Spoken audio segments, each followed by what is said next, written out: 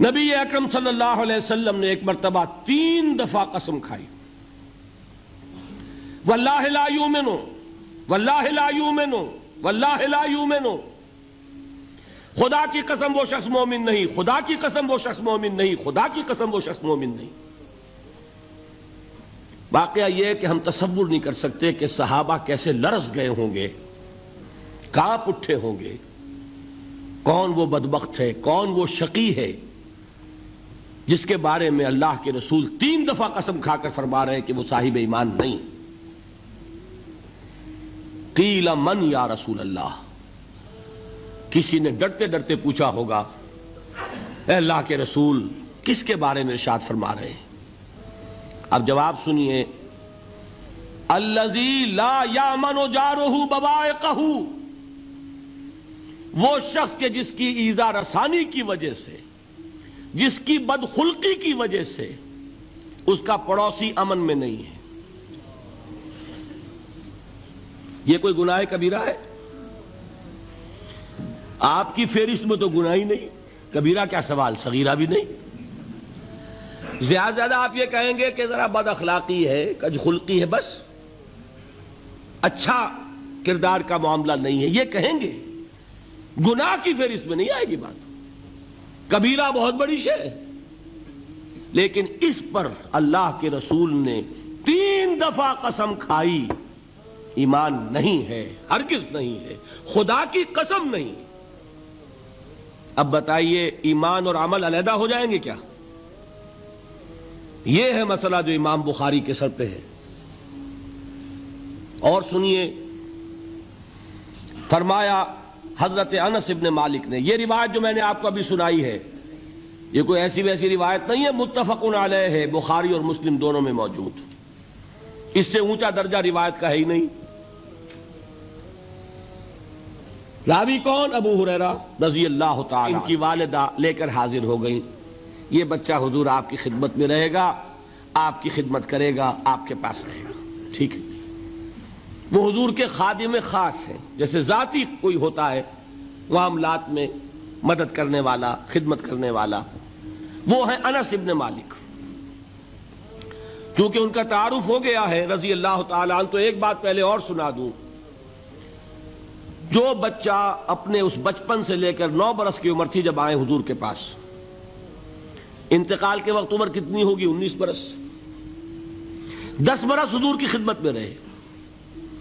پہلے تو حضور کے اخلاق کی جو گواہی وہ دے رہا ہے وہ اس کی زبان سے سنیے کہ میں 10 برس حضور کی خدمت میں رہا، کسی بات پر ڈانٹنا تو کجا، حضور نے کبھی مجھ سے یہ بھی نہیں فرمایا کہ اے انس تم نے وہ کام کیوں نہیں کیا۔ یہ ہے ایک آقا کی حیثیت سے محمد الرسول اللہ صلی اللہ علیہ وسلم کا اخلاق۔ اگر نہیں کیا خود کر لیا، کوئی ڈانٹ ڈپٹ نہیں۔ حالانکہ بچے ہیں، بچوں کو ویسے بھی ڈانٹ ڈپٹ دیا جاتا ہے، لیکن نہیں۔ اب ان صحابی کی ایک گواہی سنیے، قلما خطبنا رسول اللہ صلی اللہ علیہ وسلم الا قال، فرماتے ہیں کہ شاذ ہی کبھی ایسا ہوا ہوگا کہ حضور نے کبھی خطبہ ارشاد فرمایا ہو اور اس میں یہ الفاظ نہ ہو۔ الفاظ سمجھ رہے؟ جب بھی خطبہ دیتے تھے آپ یہ الفاظ ضرور فرماتے تھے، شاذ کبھی رہ جائے تو رہ جائے، قلما خطبنا رسول اللہ صلی اللہ علیہ وسلم الا قال، کیا فرمایا؟ لا ایمان لمن لا امانت لہ ولا دین لمن لا عہد لہ، جس شخص میں امانت داری نہیں اس کا کوئی ایمان نہیں، جس میں ایفاء عہد نہیں اس کا کوئی دین نہیں۔ بنا پھرتا ہو وہ دیندار، بنا پھرتا ہو وہ صاحب ایمان اور امتی حضور کا، امانت داری نہیں تو ایمان نہیں، ایفاء عہد نہیں تو دین نہیں۔ کس کا فرمان ہے؟ کسی آج کے زمانے کے مفتی کی بات نہ سمجھ لیجئے گا کہ جس کو آسانی سے آپ چاہیں تو رد کر دیں، یہ محمد الرسول اللہ صلی اللہ علیہ وسلم کا فرمان۔ اور سنیے پھر ایک متفق علیہ روایت بخاری اور مسلم کی، راوی پھر کون ہے؟ ابو ہریرہ رضی اللہ تعالیٰ عنہ۔ فرماتے حضور نے ارشاد فرمایا لا یزنی الزانی حین یزنی وہو مومن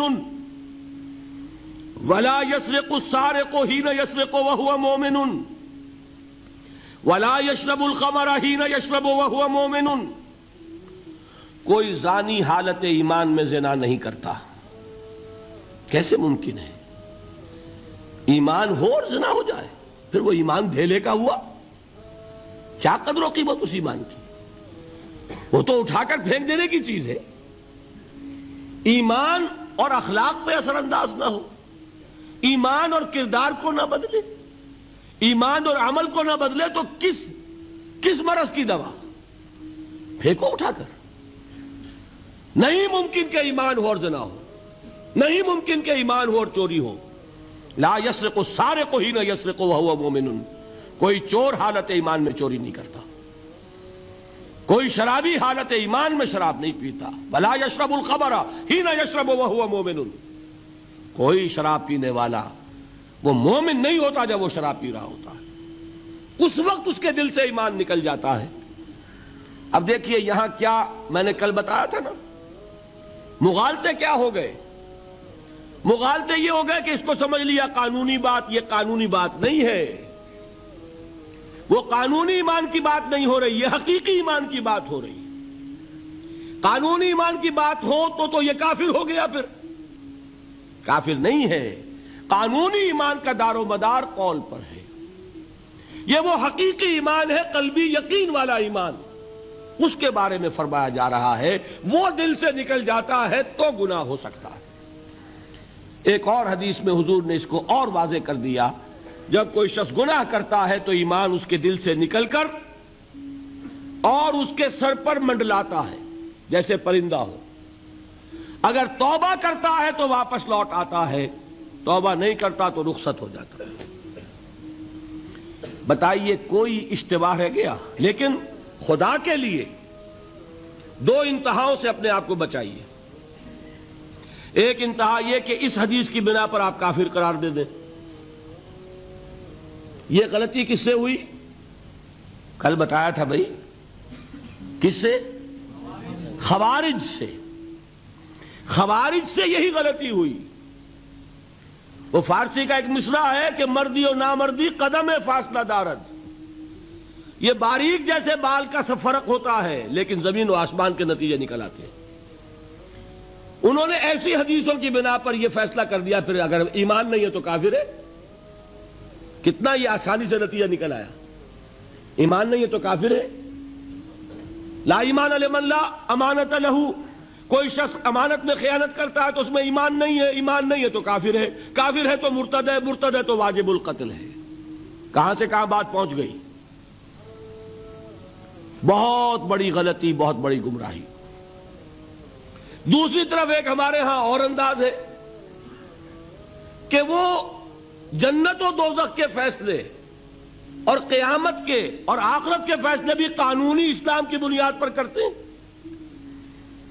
انہیں یہ سمجھ لینا چاہیے یہ قانونی اسلام دنیا میں مفید ہے، آخرت میں وہ یقین والا ایمان ہوگا تو مفید ہوگا. یہ چیز ذہن سے نکل گئی. اور برا نہ مانیے، یہ اہل سنت کے اکثر عوام کے ذہنوں سے یہ بات نکل گئی. وہ یہ سمجھتے ہیں ہمارے پاس سرٹیفکیٹ ہے، ہم مسلمان ہیں، مسلمان ہیں تو صاحب ایمان ہے، صاحب ایمان ہے تو جنت ہم پر واجب اور دوزخ ہم پر حرام. یہ آپ کے دل میں لکھا ہوا ہے کہ نہیں؟ جب دل میں یہ لکھا ہوا ہوگا تو پھر کرو گناہ. کیوں نہ کرو؟ کیوں حرام خوری نہ کرو؟ کیوں رشوتیں نہ لو؟ کیوں بددیانتی نہ کرو؟ جبکہ دوزخ تو آپ پر حرام ہے ہی ہے، آپ کو کوئی چیز نقصان پہنچا ہی نہیں سکتی.